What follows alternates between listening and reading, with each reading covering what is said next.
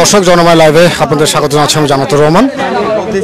দর্শক আপনারা দেখছেন চাকরিতে আবেদনের বয়স সীমা 30 থেকে 32 বৃদ্ধি করে গ্যাজেট প্রকাশ করায় বর্তমান সরকারকে ধন্যবাদ জ্ঞাপন করে 32-এর গ্যাজেট দুধে চুবিয়ে সেই দুধ দিয়ে গোসল করে কমিটি বিলুপ্ত করে 35 আন্দোলনতে বিদায় নিচ্ছেন 35 আন্দোলনের মাস্টার মাইন্ড আহ্বায়ক শরীফুল হাসান শুভ। তিনি কিন্তু এই মুহূর্তে আপনারা দেখছেন এখানে কিন্তু দুধ রয়েছে, এই দুধে 32-এ যে গ্যাজেট সেই গ্যাজেট তিনি কিন্তু দুধে চুবিয়ে সেই দুধ দিয়ে তিনি কিন্তু গোসল করে এই আন্দোলন থেকে কিন্তু নিজেকে সরিয়ে নেওয়ার ঘোষণা দিয়েছেন এবং এই মুহূর্তে তিনি কিন্তু এই গ্যাজেটের 32-এর গ্যাজেট সেই গ্যাজেট তিনি কিন্তু এই মুহূর্তে তিনি দুধে চুবিয়ে সেই দুধ দিয়ে তিনি কিন্তু গোসল করবেন এবং 32-এর যেই 35-এর যেই আহ্বায়ক কমিটি ছিল সেই কমিটি কিন্তু তিনি বিলুপ্ত করবেন।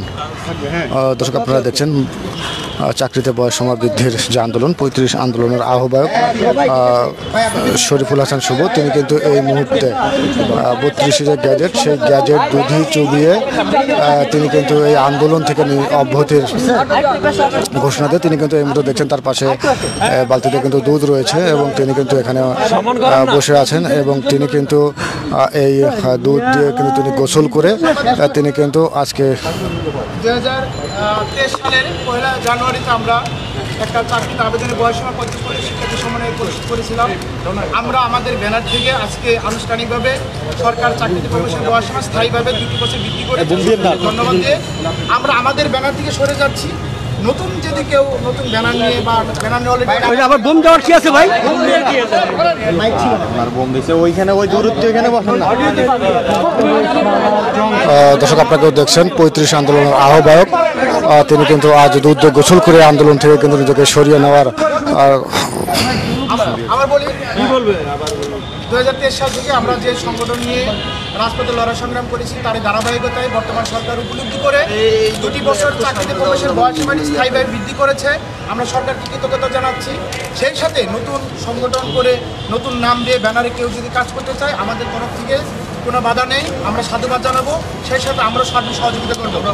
কেমন অবস্থায় আপনারা দেখেন আমরা যা জুলুম কেটেছি তারই ধারাবাহিকতায় আমরা আপনাদের জিনিসগুলো বুঝেছি। এই মুহূর্তে বাংলাদেশ সরকার যে 2 বছরের যে গেজেট দিছে সেই গেজেটটি চাকরি প্রবেশের বয়সসীমা স্থায়ীভাবে সরকারি বেসরকারি আধা সরকারি সাহিত্য শিক্ষা সকল ক্ষেত্রে 32 করে যে প্রজ্ঞাপন দিচ্ছে গতকাল সেই প্রজ্ঞাপনটি এখন আমি দুধের ভিতরে দর্শক আপনারা দেখছেন 32 যে গ্যাজেট সরকার দিয়েছে চাকরিতে বয়স সীমার আর সেই প্রজ্ঞাপন কিন্তু এই মুহূর্তে 35 আন্দোলন আহ্বায়ক শরীফুল হাসান শুভ তিনি কিন্তু দুধে চুবিয়ে সেই দুধ দিয়ে কিন্তু তিনি গোসল করবেন। আপনারা কিন্তু দেখছেন গ্যাজেটটি কিন্তু তিনি এই মুহূর্তে দুধে কিন্তু চুবাচ্ছেন।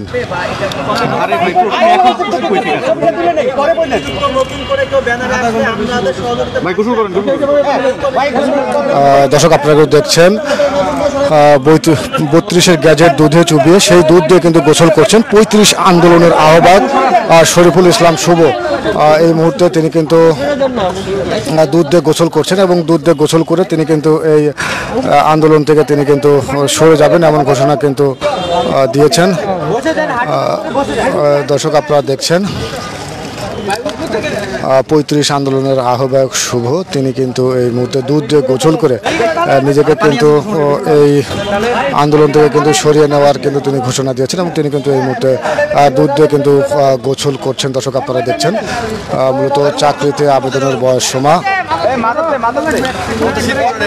30 থেকে 32 বৃদ্ধি করে গেজেট প্রকাশ করায় বর্তমান সরকারকে ধন্যবাদ জানিয়ে 32-এর গেজেট দুধে চুবিয়ে সেই দুধ দিয়ে কিন্তু গোসল করে এই আন্দোলন থেকে নিজেকে সরিয়ে নিচ্ছেন এই 35 আন্দোলন আহ্বায়ক শরীফুল হাসান শুভ। দর্শক আপনারা কিন্তু দেখছেন তিনি কিন্তু এই দুধ দিয়ে কিন্তু গোসল করেছেন এবং তিনি কিন্তু নিজেকে আন্দোলন থেকে কিন্তু তিনি সরিয়ে নিয়েছেন। আমরা সরাসরি আপনাদেরকে যুক্ত করেছিলাম। দর্শক আপনারা কিন্তু দেখছেন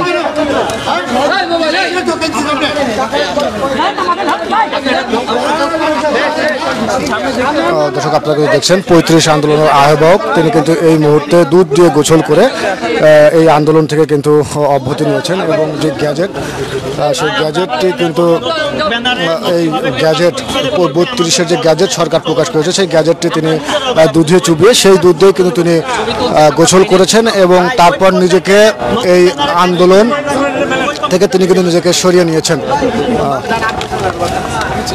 আচ্ছা যারা পাইছেন তারা করেন না, আমরা যারা পাই নাই শুভ ভাই, আপনি যে এই যে ৩২-এর গ্যাজেট দুধ দিয়ে আপনি ভিজিয়ে এবং আপনিও গোসল করলেন, মানে এটার উদ্দেশ্যটা কি? আপনি এটা মেনে নিলেন বা এটাকে আপনি সাদরে গ্রহণ করলেন? বিষয়টি এমন ছিল কিনা? চাকরিতে আবেদনের বয়সীমা ৩৫ পদে শিক্ষার্থী সমন্বয় পরিষদ ২০২২ সালের শেষের দিকে অর্থাৎ ২০২৩ সালের জানুয়ারির ৩ তারিখে যে কমিটি গঠন হয় সেই কমিটির আহ্বায়ক হিসেবে আজ পর্যন্ত দায়িত্ব পালন করে গেছি। তো দায়িত্ব পালন করা অবস্থায় আমরা আন্দোলন লড়াই সংগ্রাম করতে গিয়ে নানা রকম প্রতিকূলতার সম্মুখীন হয়েছি, জেল খেটেছে, মামলা শিকার হয়েছি। যাই হোক, এমন অবস্থায় আমরা যেহেতু গতকাল রাতে বাংলাদেশ সরকার আমাদের বিষয়টি শিক্ষার্থীদের বিষয়টি চিন্তা ভাবনা করে স্থায়ীভাবে 2টি বছর তারা এই যে গেজেট প্রকাশ করেছে, এমন অবস্থায় আমরা আমাদের যে ব্যানার আছে কমিটি আছে সেই কমিটির পক্ষ থেকে এই যে গেজেট এই গেজেটটাকে স্বাগতম জানাচ্ছি, সরকারকে স্বাগতম জানাচ্ছি। কারণ ইতিমধ্যে অনেক সরকারি আসেছে, তারা কিন্তু আমাদের এই বিষয়টিকে কখনো কর্ণপাত করে না, আমল করে নেয়। যেহেতু এই সরকার আবার 2টি বছর বাড়াইছে, তাদের কাছে আমরা কৃতজ্ঞ থাকবো। সেই সাথে আশা করবো আপনাদের মাধ্যমে প্রত্যাশা করবো অন্তত 35 প্রত্যাশীদের জন্য 2টি বছর যদি গ্রেস দিয়ে বা অস্থায়ীভাবে 2টি বছর তারা যদি ব্যাকডেটও দেয় বা 2 বছর বাজারে দেয়, 35 প্রত্যাশীদের জন্য আমার মনে হয় সকলে আবেদন করার সুযোগ পাবে এবং এই 32 বছর প্রবেশের বয়সীমাটিও সকলে সুন্দরভাবে মেনে নেবে। আমরা আজকে আনুষ্ঠানিকভাবে এই যে সুপারিশের প্রতিফলন দেখতেছি, এই যে বাংলাদেশ যে গেজেটটি করেছে সেটা আমরা দুধের পানিতে ধুয়ে আমি সেই পানিতে গোসল করে আনুষ্ঠানিকভাবে এই আন্দোলন থেকে আজকে আমি অব্যাহতি নিচ্ছি।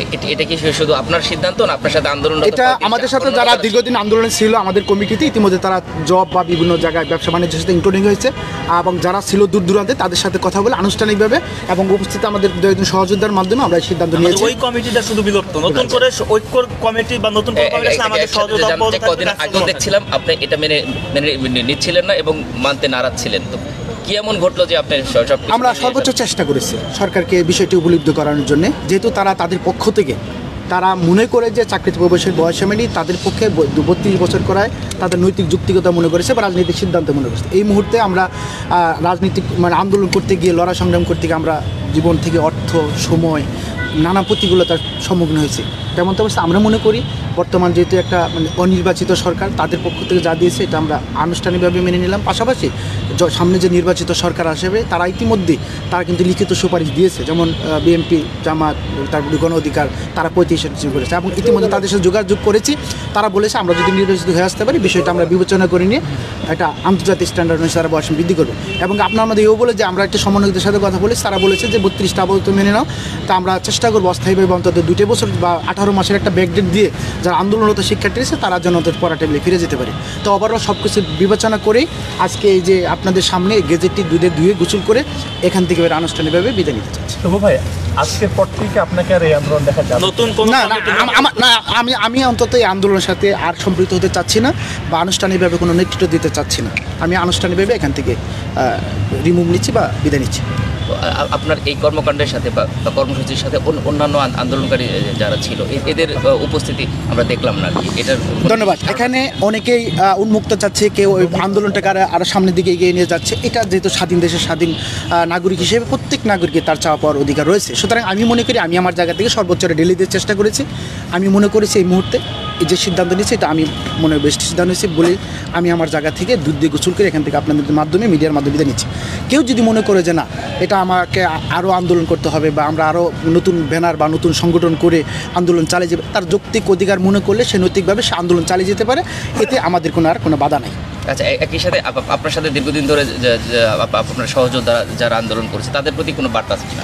আমি যারা দীর্ঘদিন আমাদের সাথে আন্দোলন করতে গিয়ে মামলা শিকার হয়েছে, হামলা শিকার হয়েছে এবং দীর্ঘদিন তারা কষ্ট লালিত হয়েছে তাদেরকে বলবো, পঙ্গুত্ব বরণ করছে অনেকেই, পুলিশের লাঠির আঘাত করছে, তাদেরকে প্রতি আমি কৃতজ্ঞতা জানাই। সেই সাথে সরকার যে দাবিটি মেনে নিয়েছে সেটা আপনাদেরই পরিশ্রমের প্রতিফলন।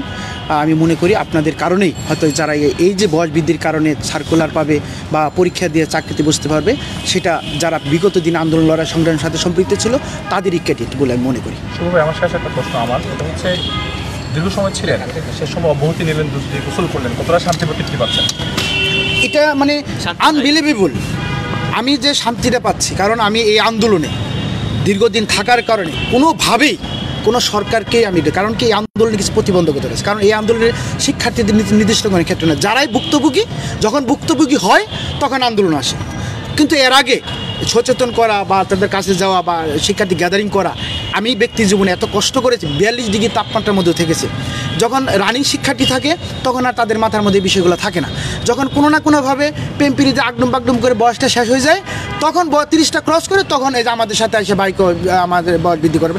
এভাবে তো একটা আন্দোলন সম্ভব না। এই আন্দোলন করতে গেলে যেমন সরকারকে, যেমন ডাক্তাররা তারা চিকিৎসা দিবে না, ব্লেক করে সরকারকে, শিক্ষার্থীরা ক্লাস বর্জন করে। কিন্তু আমাদের এই আন্দোলনে সেরকম কোনো ক্লাস নাই যেখান থেকে হুট করে একটা শিক্ষার্থী নিয়ে আসবে। এই আন্দোলন 12 বছর আন্দোলনের এই একটা মানে নেগেটিভ সাইড ছিল যে শিক্ষার্থীরা যখন সচেতন হয় তখন আসলে কিছু করার থাকে না। অনেকে আবার চাকরির সাথে সম্পৃক্ত থাকে, আসে যে চ্যালেঞ্জিং নিয়ে কাজ করবে সেই সুযোগটাও থাকে না। তো আমি মনে করি ওভারঅল সরকার যে সিদ্ধান্তটি এই মুহূর্তে নিয়েছে এটা আমাদের পক্ষ থেকে স্বাগতম এবং ধন্যবাদ জ্ঞাপন করছি।